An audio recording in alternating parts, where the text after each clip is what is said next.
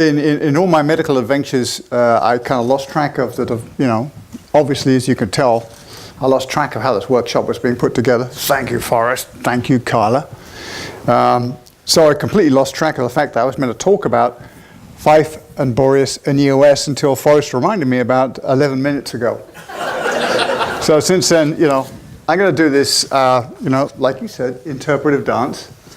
And as you can tell by the way I'm propped up here, drugs will be a factor in my interpretation of the past. So this is sort of like the Keith Richards version of how Fife and Boreas, affected EOS. So let's talk about the early days. I was having just the best possible time as a young scientist in NASA. We were doing Fife. And I'm going to come back to that in the talk after this, the wrap up. We're doing Fife. I'd met Forrest, and we worked together so well over years and years and years. And Forrest, took me and he smoothed off all the rough edges and tried to turn me into a humane person for dealing with people and all the rest of it. And as a result of his mentorship, we're having a really very productive time in doing Fife. And there's this EOS thing going on in the background. We could hear the rumble, this low frequency rumble of this massive machine cranking up in headquarters. And Dixon Butler would come out and he would show these view graphs of like EOS A and EOS B flying in formation. And they were just bristling with weaponry. Instruments pointing in all directions, doing stuff. EOS AM, the AM platform, as originally conceived, Bob, correct me if I'm wrong, I think it had 17 instruments on it or something. Anyway, so I was yanked out of Fife for a few months to be Jerry Soflin's deputy EOS project scientist. So I had to buy a tie and, and show up to meetings and all the rest of it. And he said, well, he was trying to think of something for me to do. So he said, Piers, why don't you, what I need, he says, I need an independent view of what's been going on here. I need sort of like an external, non-groupthink view of EOS. And why didn't you put together a little group and go do that? And say, yeah, saluted and say, yeah, sure, I could do that. So we put together this very small group. I think it was like 6 of us. WAFC was one of them, right? Do you remember this? EOS Review Group, ERG. Oh, yes, we were. Yeah, Dave Randall and a few other people, and Ackerman. And we wrote this little document. We read a whole lot. We met 3 times. We read a whole lot. And we put together this little document, the EOS Review Group, which we noted was a very small unit of energy, or a desert, depending on which way you looked at it in the Oxford English Dictionary, and summarized all that into view graphs. And the next big EOS meeting in headquarters got to present it. Basically, we said 2 things. We said, these A and B juggernauts are too big. You've got to split up the platforms and launch things for EOS in sort of instrument clusters, like 3 to 5 instruments a platform, something like that. Otherwise, it'll have one bad day with a launch pad, and that's the end of your program. And you'll never get everything together on time anyway. So that was our first thesis. And our second thesis was that, and this was based solidly on the Fife experience, was the EOS data system was just totally gooned up. It didn't have a prayer of working. It was horrible. And I used words like horrible, awful in the presentation. And out of eyesight in the audience, Dixon Butler was having a baby. And so yells of heresy from various people downtown. And I got fired the next day from deputy EOS project scientist. So I got fired. And so I went back to Fife and all my friends, and it was fine. I didn't really care. But as it turned out, they did break up the platforms. I think the reason it was given to me that we couldn't go and say things like that was that Congress was listening, and if there were cracks in the facade, EOS probably wouldn't happen, and all the rest of it. They had to find a way to morph into it, and so on and so forth.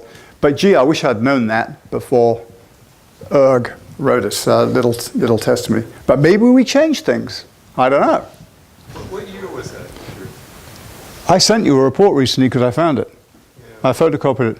Remember what year? 1980 something. It might be 88 or 89. I know why. I know it was 89 because Tom had just been born. All right, so there he is. So I could check. Yeah. You got drafted. Yeah. Daryl got to do all my dirty jobs. So I got fired, and then but they were so short of people in Goddard that 1 year later I got hired back into the whole EOS thing as a project scientist for EOS AM, and a year and 18 months after the ERG report, EOS AM was like 5 instruments on the platform. So again, we don't know whether we influenced things or whether this was going to happen by itself. I suspect strongly it was going to happen by itself because the program, just couldn't have supported the alternative. So there were 3 things going on, 3 arguments at the time, and we won 2.5 of them. 3 discussions. One was when was EOS AM, which became Terra, when was the crossing time? When was it going to show up? If you happened to be standing on the ground, was it going to be 13:30 local, or was it going to be 10:30 local? And the initial analysis, cloud analysis that had been done, said it made no difference. It really made no difference at all. The cloudy places were cloudy all the time. There wasn't much you could do about it.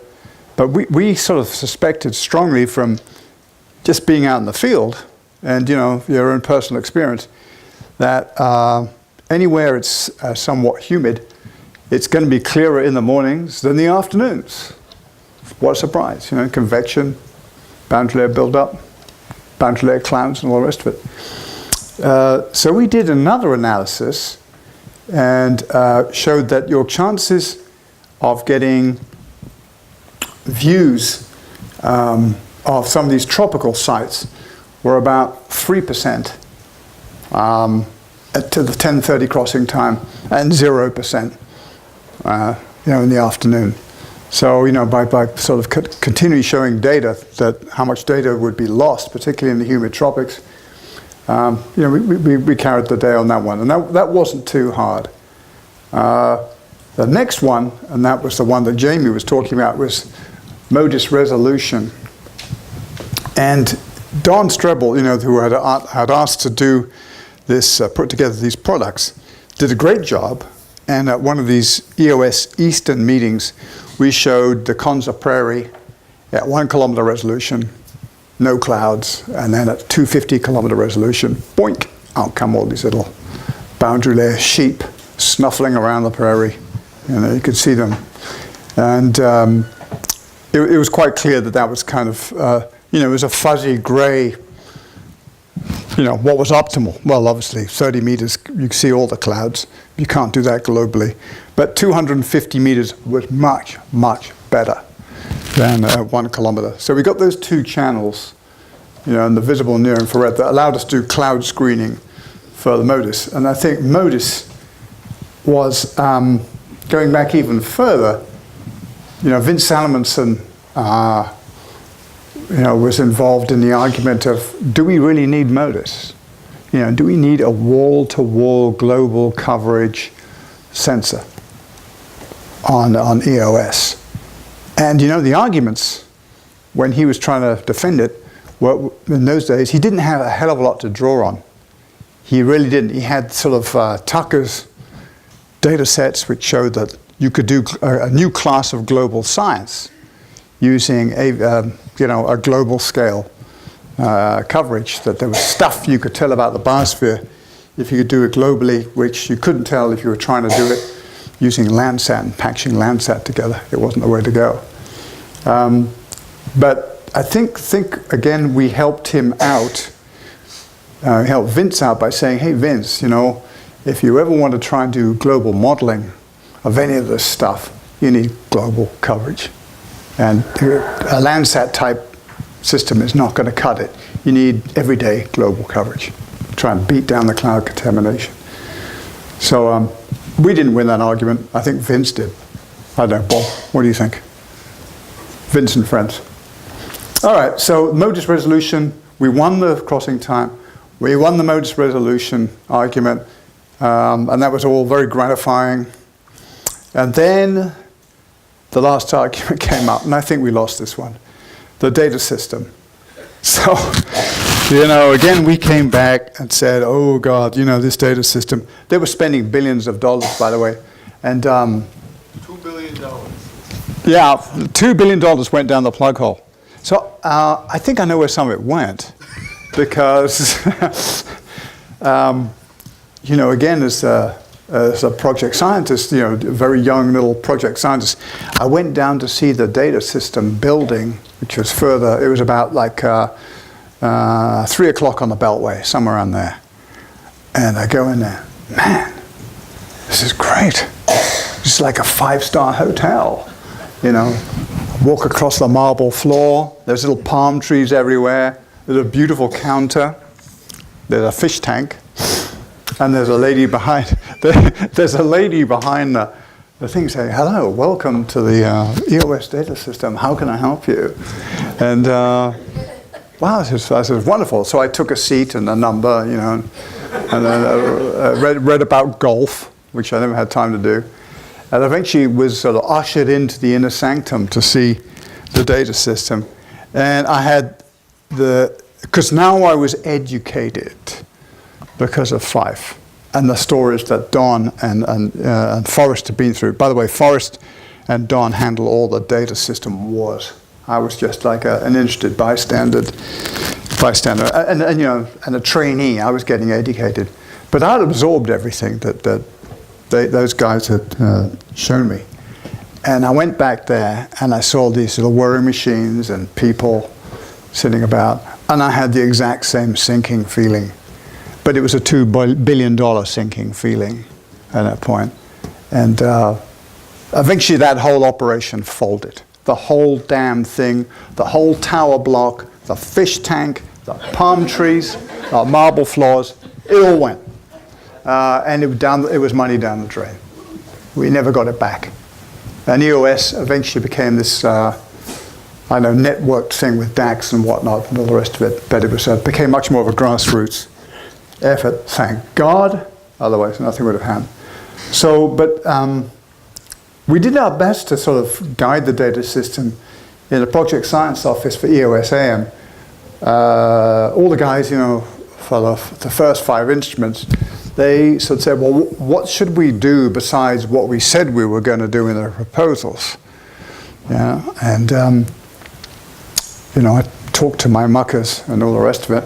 And the main thing that we came back was, if you want to be useful for global modeling, you got to make globally continuous data sets. I'm, like a broken record here. And 1 degree by 1 degree resolution is a great place to start. And they said, yeah, okay. They took that on board. They said, we'll do that. And basically also, that's what fired up the ISLSCIP effort, was because we wanted to show that we could do a pioneering effort with what was available, AVHRR and other data, and show it was doable. You didn't need another $2 billion to do this. It was actually doable. And it took a lot longer than everybody wanted, but the data eventually came out. And I think, mainly Fife because of the timing, but Boreas a little bit too, but the community of people that, in the Fife Boreas community, and the experience from there did have an influence on EOS, because we were basically the land community. at that time. We were the global land community that sort of thought we knew what we were doing.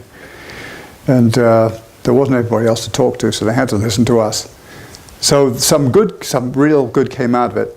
And I have to give headquarters huge credit for basically, here's all the criticisms I made of all the things that were wrong with EOS to start with, and, the fumbles along the way. But you have to give headquarters, a very small group of people, enormous credit for getting EOS done at all. It nearly didn't happen 3 times. It nearly got cancelled out 3 times. And now we have this beautiful system that still works. And the intellectual resources of all you guys to extract value from it. So I don't know. I think it was all good.